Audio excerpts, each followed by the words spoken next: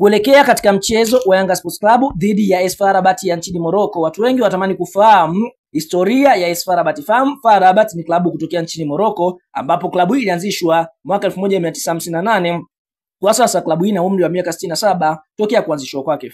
Klabu hii kwa upande mwingine inatokea pale nchini Morocco, na msimu uliomalizika 2024-2025 walikuwa nafasi ya pili katika ligi ya mabingwa barani Afrika. Wamewahi kushiriki ligi ya mabingwa mara 13. Katika mara 13 mwaka 1985 ndio mafanikio makubwa waliweza kubebwa ubingwa huu wa ligi ya mabingwa barani Afrika, lakini kufika nusu finali wamefika mara mbili, 1968 na 1988. Klabu hii kwa upande mwingine ni klabu ambayo inafanya vizuri mpaka sasa ligi ya kuu nchini Morocco, wakiwa wamecheza mechi 8. Kwa upande mwingine wameshinda 5, sare 3, wakifunga mabao 14 na kuruhusu bao moja, wakiwa na alama 18 kileleni mwa msimamo wa ligi kuu ya pale nchini Morocco.